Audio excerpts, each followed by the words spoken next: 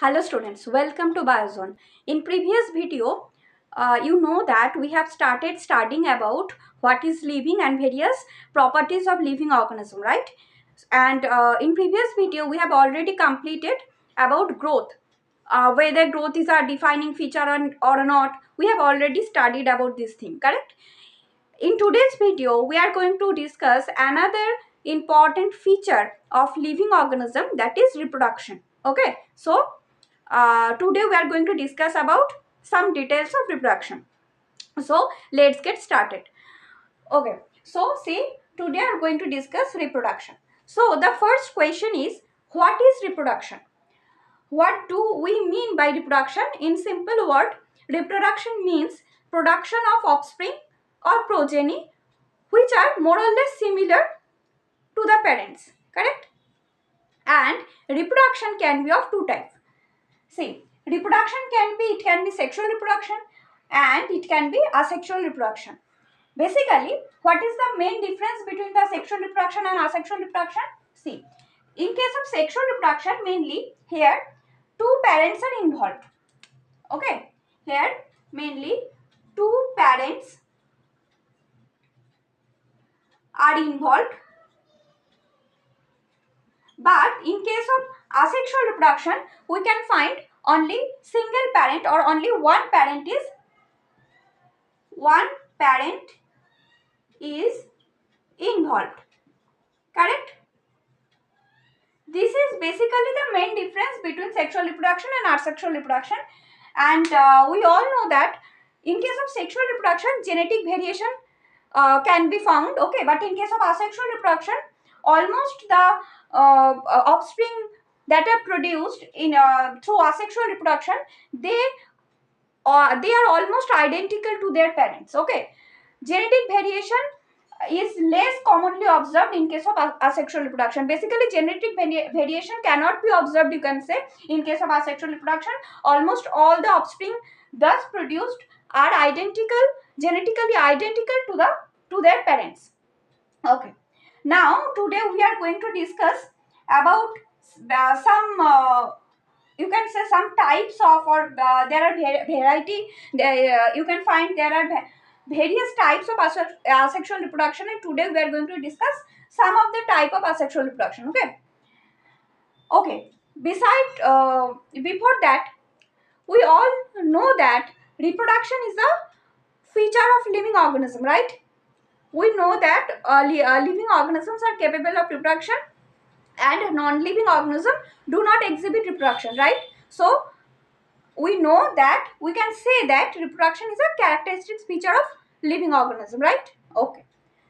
Now, at first, in case of various type of asexual reproduction, see here in your NCERT book, these four types are mentioned. So today we are going to discuss about this four type of asexual reproduction. Just a brief idea, okay? So first one is asexual reproduction. So what is asexual reproduction? First one is asexual reproduction through asexual spores. Okay, here this is a type of asexual reproduction where reproduction is occurring through asexual spore. Okay, example means we can find this type of asexual reproduction in case of fungi. Okay, fungi produce various type of spores. Fungi can produce sexual spores. Okay, fungi can produce asexual spores also. Okay, so here we are studying about asexual reproduction. So here we will be considering the reproduction of fungus through asexual spores. Basically, fungus, in case of fungus, this is suppose this is a diagram of fungus, and this sac-like structure, this is called sporangium. This is called sporangium, this sac-like structure, and within this sporangium or within this sac-like structure, these asexual spores remain stored. Okay, and when fungus wants to reproduce, it release these asexual spores from this sporangium, and in favorable condition, these spores gets germinated and new fungus is produced. Okay. these spores, these asexual spores remains stored within this sac-like structure or sporangium, and after rupturing this, or you can say by rupturing this sporangium or this sac-like structure, the asexual spores is released, okay, and it gets germinated. This is the process, you can say, of asexual reproduction in case of fungus through asexual spores, okay. Now, moving to the next one. The next type, you can say, of asexual reproduction is budding. This budding can be seen in case of yeast and hydra. What is budding? In case of budding, basically, suppose this is a parent cell, suppose this is a parent organism, and on the body of this parent organism, a small outgrowth or bud, this is bud, okay, a small outgrowth or bud is produced, and after some time this bud gets detached. This bud gets detached from the parent's body, and from that bud a new organism can be produced, okay. This is the budding, and this budding can be observed in case of yeast and hydra, okay.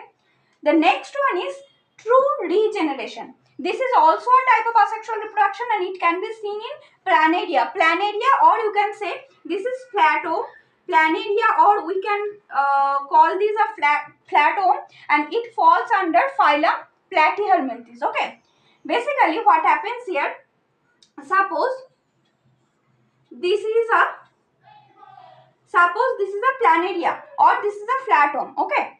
If we cut the body of the flatome in three parts, this is a part, this is one part, this is one part, and this is another part. If we cut the body of a flatome into three parts, each and every part, from each and every part, a new planaria can be produced. That means from this part, from this portion, okay, from this portion, a new planaria can be produced. From this portion, okay, from this portion another new planaria can be produced, and from this portion another planaria can be produced. That means this portion, it can produce a new planaria, this portion can produce a new planaria, and this portion also can produce a new planaria, okay. This is true regeneration. Now moving on to the next, that is fragmentation. Fragmentation, it can be seen in case of fungi, filamentous algae, and protonema of moss. Moss, we know that it is a type of plant, that is it is a type of moss is actually bryophyte, okay. It is a division of plant, that is bryophyte. Moss is actually a bryophyte. It is a type of plant. So in case of fungi, we find fungi is made up of filaments, okay. So in case of fungi, you can find various filaments. Filamentous algae, in case of filamentous algae, you can also find filament. And protonema of moss, basically this protonema is a structure, it is a gametophytic stage, okay. It is, protonema is basically a stage, it is a gametophytic stage of moss. And this is also, this protonema is also a filamentous structure, and all these filamentous structure exhibit fragmentation. What is fragmentation?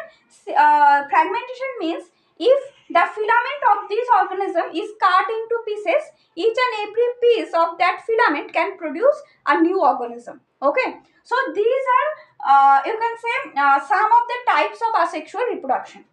Now it is clear that we know that reproduction, living organisms exhibit reproduction, and non-living organisms cannot reproduce, correct.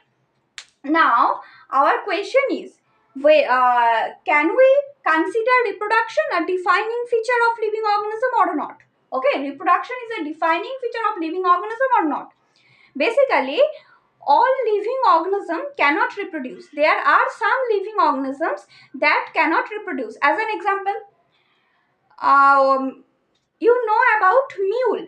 Mule is an animal Mule is an animal. Basically, mule is produced due to the mating of two different species. The male parent of mule is donkey. Male parent here is donkey. Male parent is donkey here, and female parent here is horse. Okay. By the mating of male donkey and female horse, mule is produced. But mule is a sterile animal. Okay. Mule cannot reproduce further. If we have to create another mule, we have to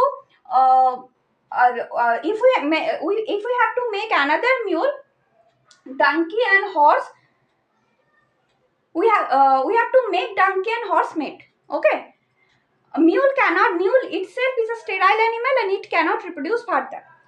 Another such example is worker honeybee. Another such example is worker honeybee. In case of worker honeybee, it is a female honeybee, correct? Worker honeybee is also female, but worker honeybee, they are sterile. Okay, they are sterile, they cannot reproduce further.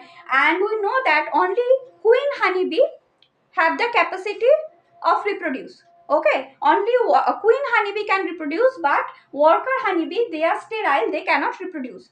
And another such example you can say, in case of human, we can also find there are some human couples who are infertile, correct? Due to some defect or problem in their reproductive structure, you can say they cannot reproduce. Okay, so we can find some living organism that are unable to reproduce, correct? So just think about what was our definition of defining feature. What do we mean by defining feature? In previous video we have told you, I have told that defining features are those features that should be present in all living organism, and that should not be present in any non-living organism. Here, in case of reproduction cannot be seen in any non-living organism. This is right, correct. But in case of living organism, in all the living organism, we cannot find reproduction, correct. These are the examples.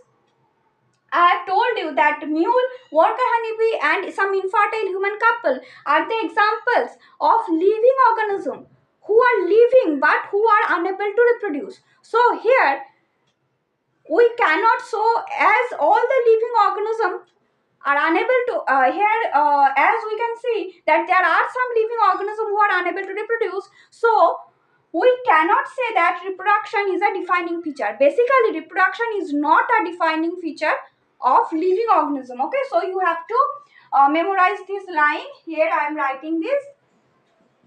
Reproduction is not a defining feature of living organism, correct.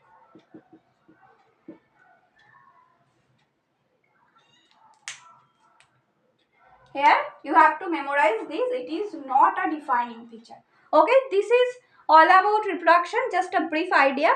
And this much is for today, and in next video we will be discussing some another feature of living organism. Okay, so I hope you have understood today's topic. If you like this video, please like this please put your comment in your comment section, and you can like the video also, and please don't forget to subscribe my channel. Thank you.